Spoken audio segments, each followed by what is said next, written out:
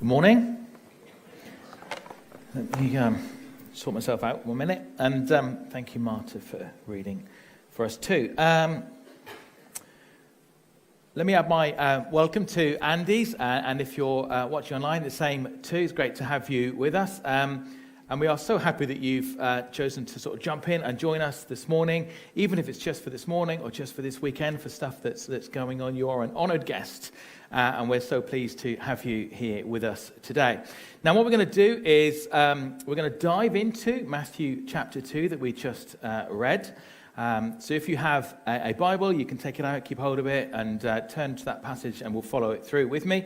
And I know it's Christmas, so we're going to do something a little bit Christmassy, and we're going to talk about one of the stories that comes up a lot around Christmas. And what I want to do here for just a few minutes today is take this idea that the claim about Jesus Christ coming into the world, the claim of Christianity, is that Jesus was not just a prophet, he was not just a good moral character, but that he was actually God.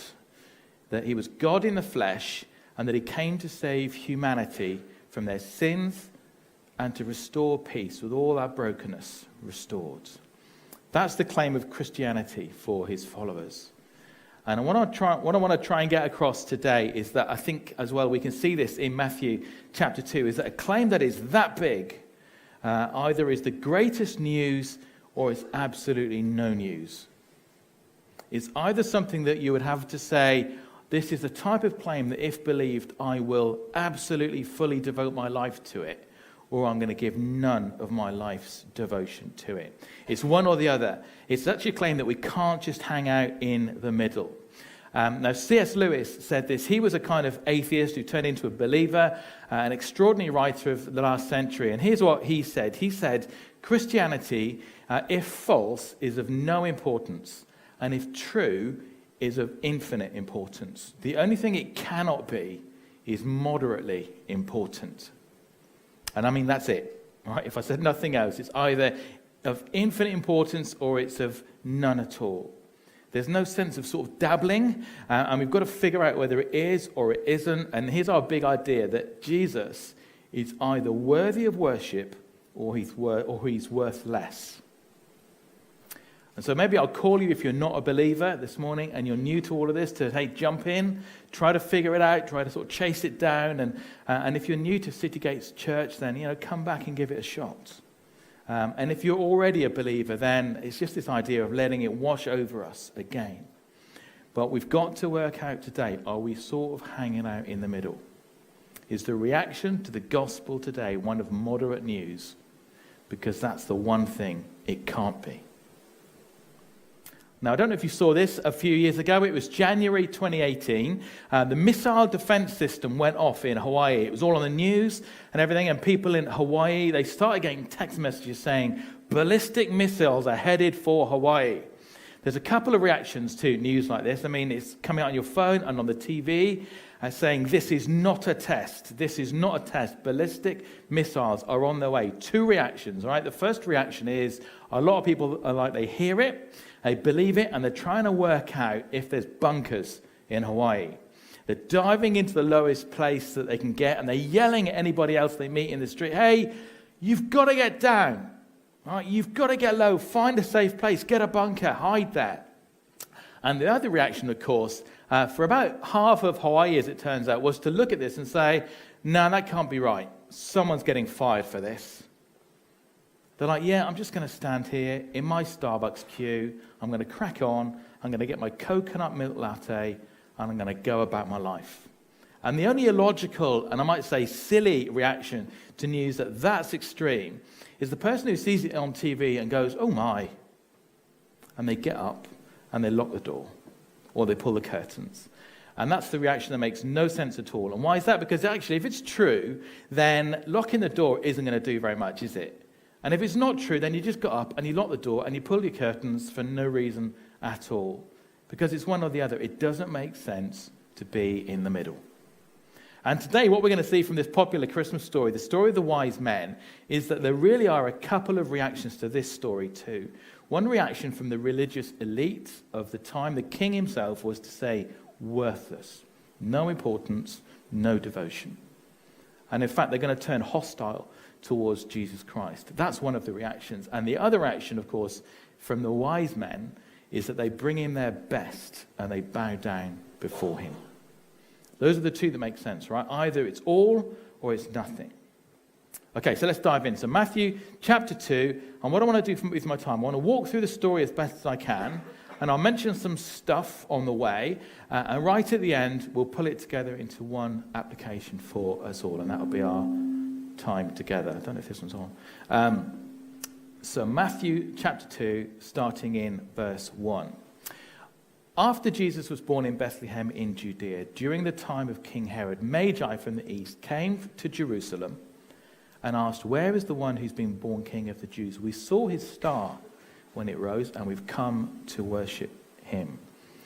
So let's talk through the story. We have the wise men, and they're coming from the east, maybe from a place like Babylon or something like that, and they're coming all the way to Judea.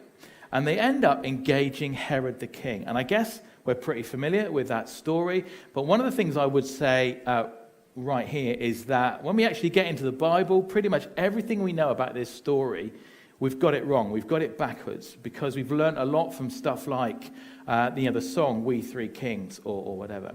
And when we dive back into the Bible for a moment, we can see, wait a minute, they're not kings, number one. They're coming to see a king, but they are not kings. And number two, I would say there's probably not three of them. We often tend to think that there's three of them, and why is that? Probably because they brought three gifts that we read about. Well, often I give Julia multiple gifts, sometimes more than three at a time, and there's not more than just the one of me. And the story never says there was three, and in fact, there's plenty of reasons to think that the group would have been much larger than three, because bands of magi in those days typically travelled about in schools of at least a dozen or more. Plus, they'd have had their families and their servants and other hangers-on, and that would have made probably a group of about 50 or more that rocked up in Jerusalem.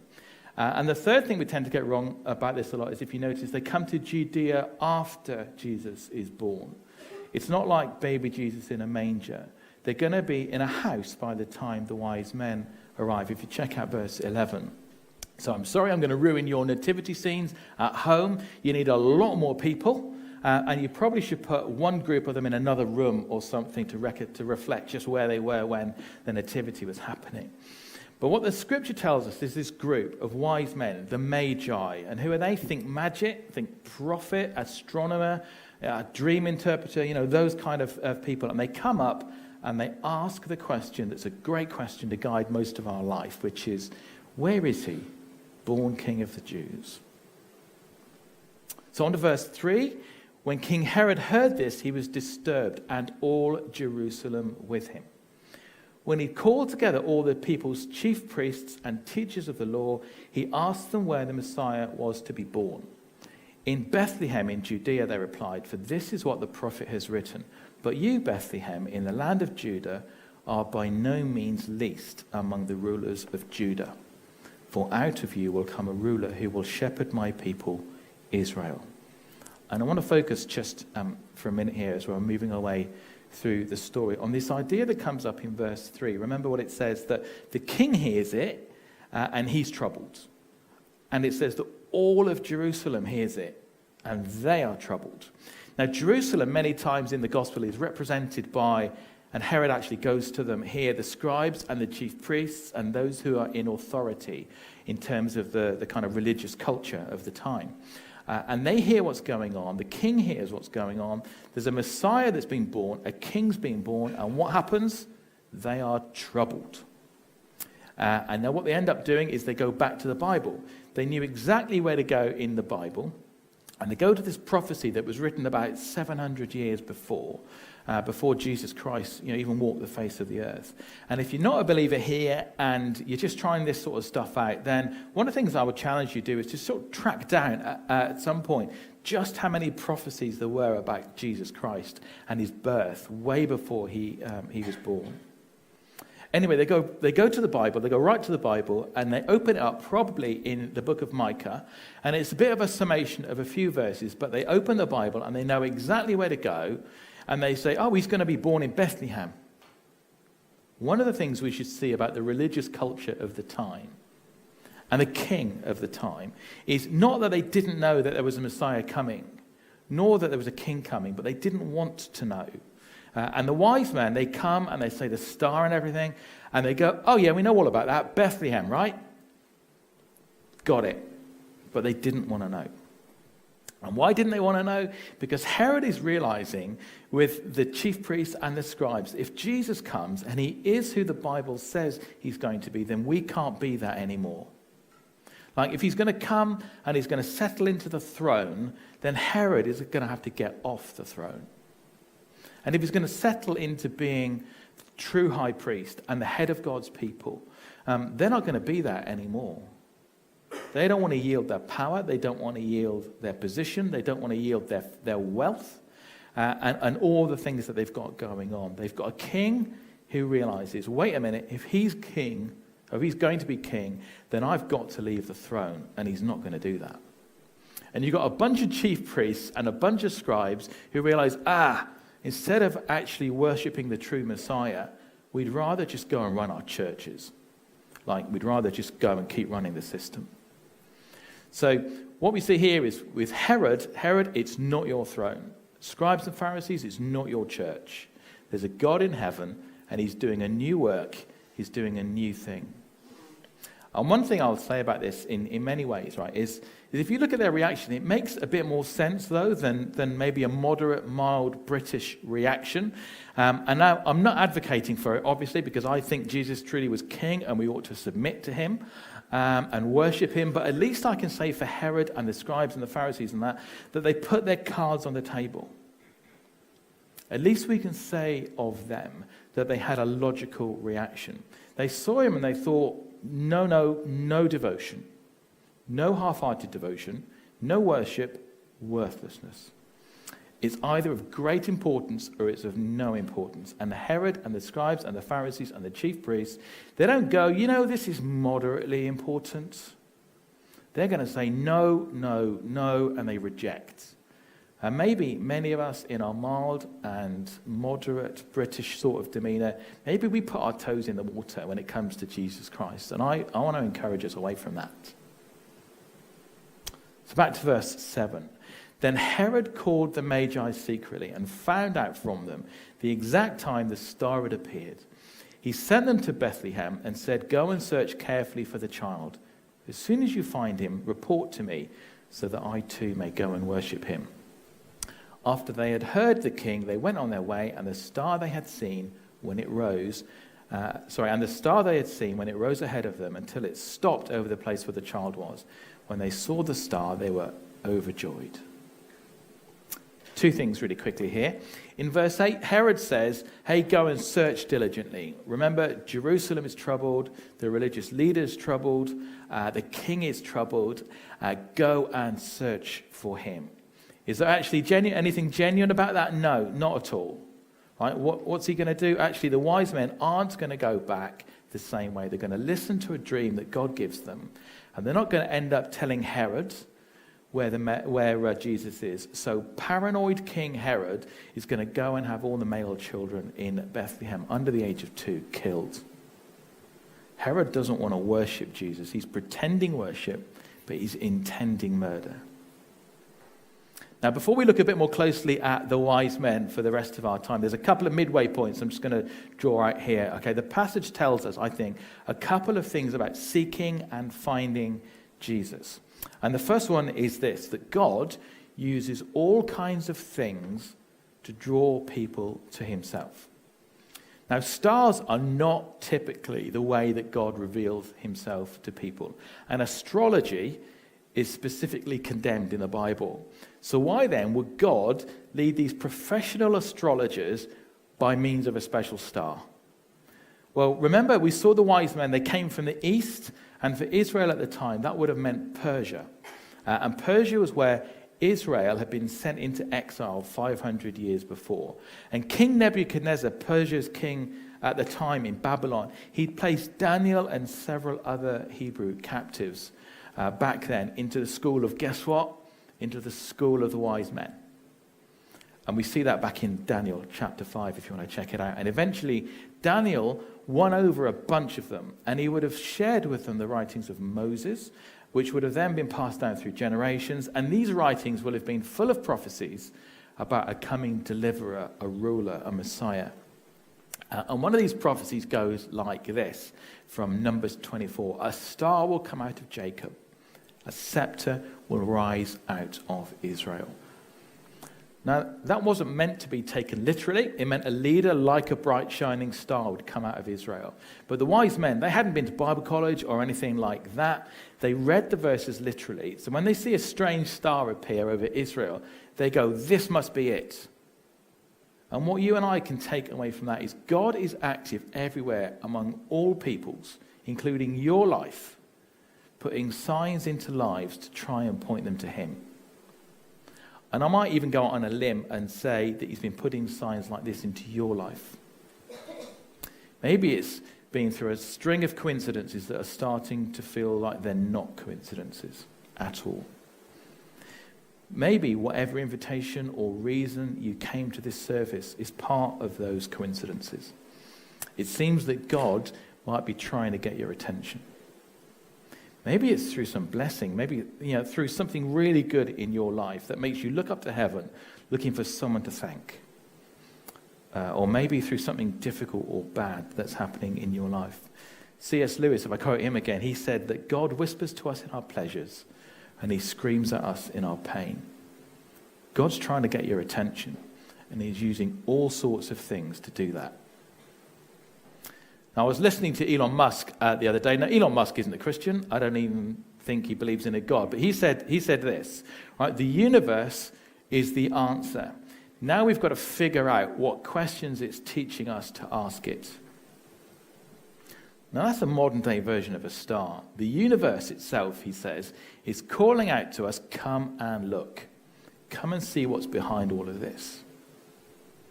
J.R.R. Tolkien, the guy who wrote the Lord of the Rings books, he said that the reason that so many of the characters in his stories come from nature, trees and animals and rocks and so on, was to show that God commandeers everything, every element of the universe, to accomplish his purposes.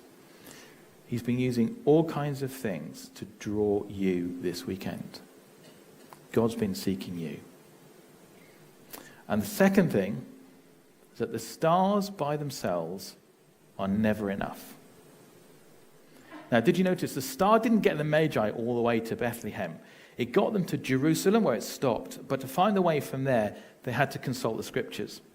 So the star gets the wise men looking in the right direction, to the right general area, but the scriptures were then needed to finish the journey.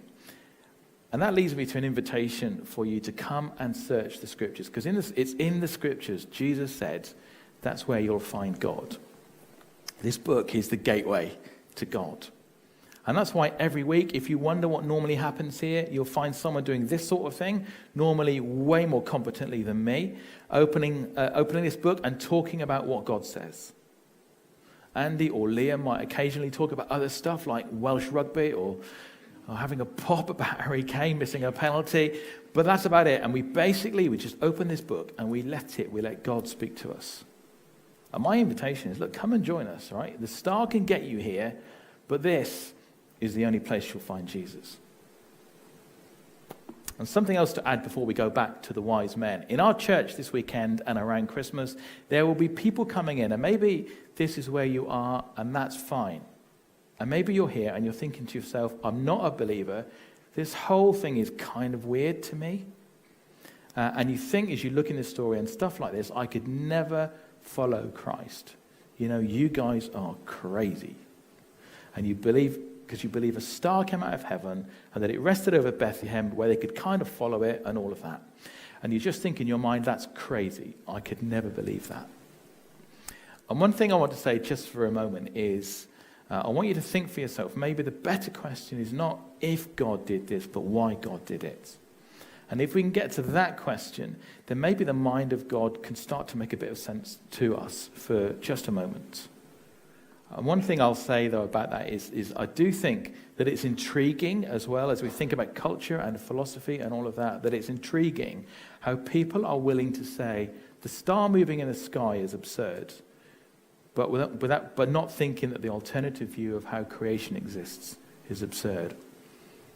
What do I mean by that? Well, Christians believe that God spoke and everything came into existence. And so if Christians believe that God, who is eternal, he speaks, everything comes into existence, then suddenly him doing stuff with his own creation is like his prerogative. I mean, the big miracle is that he spoke and all of it came to be, and he can then do with it whatever he wants. That's kind of where Christians go. And if you're not a Christian, and this might be where you are, you might think, I can never believe a star in the sky traveled or whatever. That's absurd. Yet we never begin to think, well, if that's wrong and there isn't a God who created, then what's the alternative? At least, why wouldn't we say that's equally absurd on the face of it? I mean, Christians believe that everything came from something. The alternative is that everything came from nothing, or everything is eternal, like all matter and energy is like infinite. And when you start getting into the eternal energy stuff, that is every plot line of Marvel Comics films right there. Now, my opinion is it would take way more faith to believe that everything came from nothing, or that everything is eternal, than to believe that everything was created. Now, that's not meant to convince you there's a God. What it's meant to do is just shift the sand a little bit and say, why don't we be a little less with the kind of modern secular saying it's absurd to believe there's a God, as if it's not absurd when you start to get into whatever alternative you choose to believe. And if you're like, I could never believe that because it's crazy, it might be that for some of us, if we trace it all the way back, what's actually going on in our hearts is not that it's absurd and I'm not going to believe it. It's sort of that I'm my own king, and if there's a God, that means I've got to get off my throne. If you trace it all the way back, there might be something more going on in our hearts. And I started this bit by saying, let's ask the question why. We read through the Old Testament, and sometimes it seems, doesn't it, like there's a miracle happening every day, but it spans thousands of years. And things like this, things like the star appearing and that kind of miracle, are extremely rare. But when God does them, he does them because there's a point.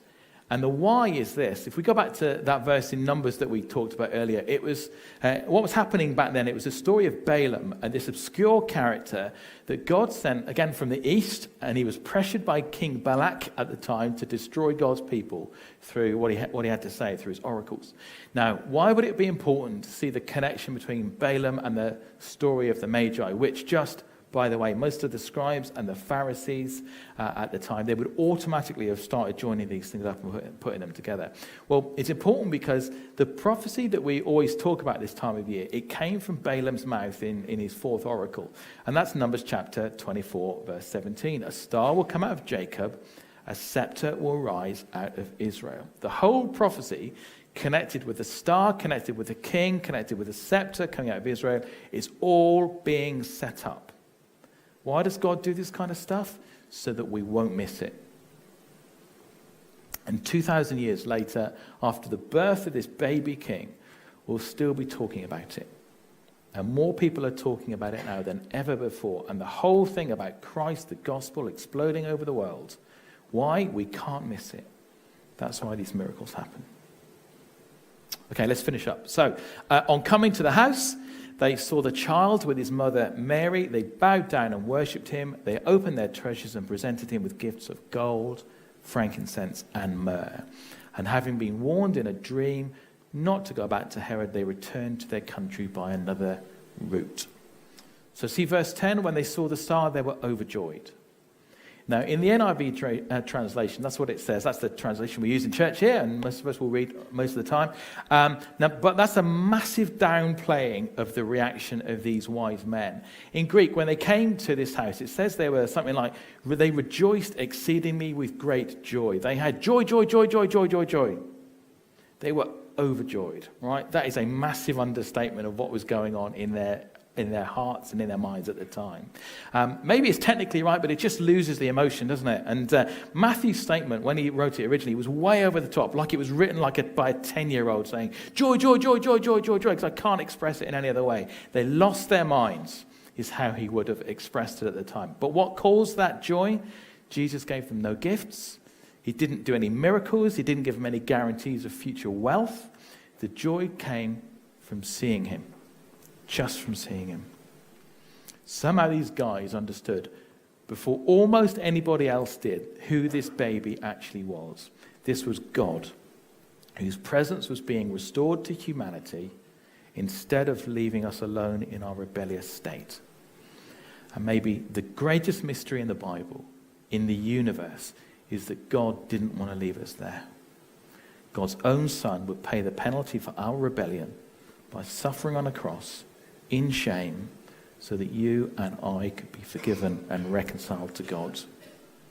And standing there in that crowded room, in that tiny little house, these wise men realized that this child was that son.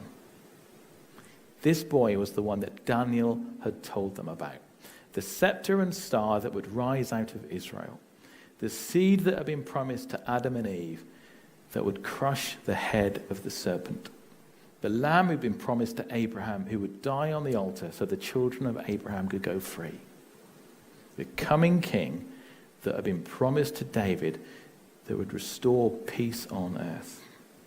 The suffering Saviour that Isaiah saw who would be wounded for our transgressions so that we could be healed. The resurrected Son of Righteousness that Malachi saw who would rise for his people one day with healing in his wings. This child was that son. And those magisterial wise men, these men of power and wealth and authority, they got down on their knees in front of a poor little helpless child. And get this, they worshipped him. They were perhaps the first ones in the Bible to recognize Jesus' full divinity. Veiled in flesh, the Godhead see, hail incarnate deity. They worshipped him and they rejoice with joy, joy, joy, joy, joy, joy, joy, joy, joy. And what's funny is that as soon as they get the dream from God, they don't think about obeying the earthly king, right? When they get a message from the heavenly king, they're like, whoop, we're going the other way. They obey, and why do they do that? Because obedience naturally follows worship. Okay, so here's what I want you to see. Here's the big takeaway from our time together, the big application, which is worship Jesus, for he alone is worthy. There's two reactions, two logical reactions, not the mild, moderate, British, let's put our toes in the waters, but there's two reactions that make sense in such a claim. One is Herod, and the other is the wise men. I want to call us, and I want to say to us today, 2,000 years after the birth of this Saviour, if the Magi worshipped just because they saw a star and they knew God was up to something, what should we do when we look back and we know what he's already done? Because the whole story, the whole thing plays out again in Jesus' life. It's not going to be the last time he's called King of the Jews. Jesus Christ is going to live his life in sinlessness. He's going to heal. He's going to teach. And at the end of his life, he's going to go to a cross to pay the penalty for the sin of the world. And they put a sign on his cross that said, for the King of the Jews. And it's not the only time in Jesus' life when heaven itself reacted to what was going on in his life. Only this time it wouldn't be a star filled with light, but the light would go out and the heavens would go dark as he's dying on the cross. And it's not the last time in Jesus' life that he's going to be given gifts that are fit for a king. Not gold and frankincense and myrrh, but they would hand Jesus a crown of thorns and a mocking robe and say he must be a king. Why? You know, we got Christianity exploding all over the world. Churches where God is moving and doing his thing. And if you're not a believer, you might be thinking to yourself, what's going on? This is why. And I want to call you today, no matter where you are, I want to say, what's it going to be? Herod or wise men? Because he's either worthy of worship or he's worthless. We can't just hang out in the middle. I started this whole thing with the question, what's our reaction to the claim?